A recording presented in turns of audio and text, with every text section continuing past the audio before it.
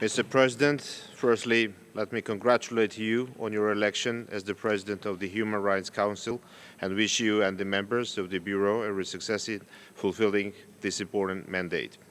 Excellencies, unfortunately, the increased global pushback on the enjoyment of human rights has serious repercussions on lives of every individual.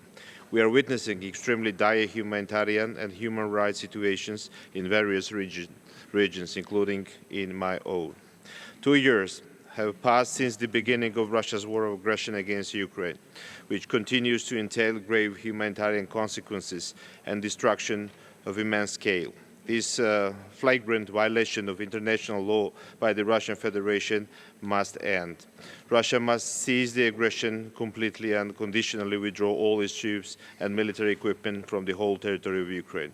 Let me reiterate Georgia's firm support to the peace formula, and the key points of which are based on the UN Charter, and reaffirm my country's unwavering support to the independence, sovereignty and territorial integrity of Ukraine within its internationally recognized borders.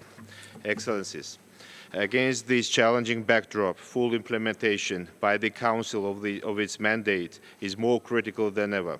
Georgia, as a member of the Council, remains committed to make its contribution to this end. Protection and promotion of the rights of vulnerable groups, among them women and girls, children and persons with disabilities, IDPs and conflict-affected people, will continue to guide our efforts. We will also maintain special attention to mainstreaming environmental dimension into human rights and impacts of new digital technologies on human rights. At the national level, the Georgian government remains consistent in its commitment to the development and advancement of systemic, coherent and long-term policies for the protection of human rights. The adoption of the National Strategy of Human Rights of Georgia for 2022-2030 and the respective Human Rights Actions Plan 2024-26 last year is a clear illustration towards this end. Distinguished delegates, up to this day, Russia continues illegal occupation of my country's Abkhazia and Tkhinvali regions. The human rights situation on the ground remains dire, where in the absence of international monitoring mechanisms, Russia's ongoing occupation continues to severely affect lives of people and pose an imminent threat of the new wave of forced displacement. Russian occupation continues to take a heavy toll on innocent civilians and has recently claimed lives of 2 more Georgian citizens, Tamas Ginturi and Temur Karbaya.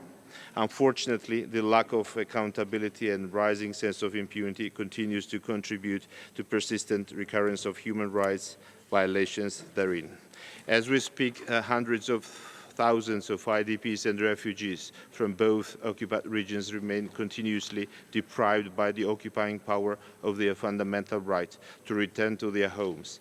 Unfortunately, despite numerous calls of this Council and efforts by High Commissioner, and the occupying power continues to prevent the international human rights monitoring mechanisms from entering both occupied regions.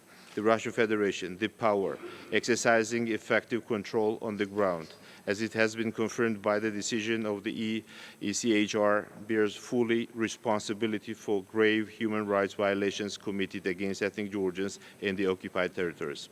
We believe that the strong stance of the international community is vital for demanding Russia to fulfill its international obligations, to comply with the EU-mediated 2008 ceasefire agreement and withdraw its military forces from the entire territory of Georgia.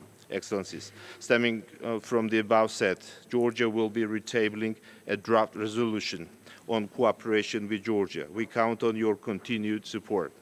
Mr. President, to conclude, let me reaffirm Georgia's commitment to the promotion and protection of human rights at the national as well as international levels. I thank you.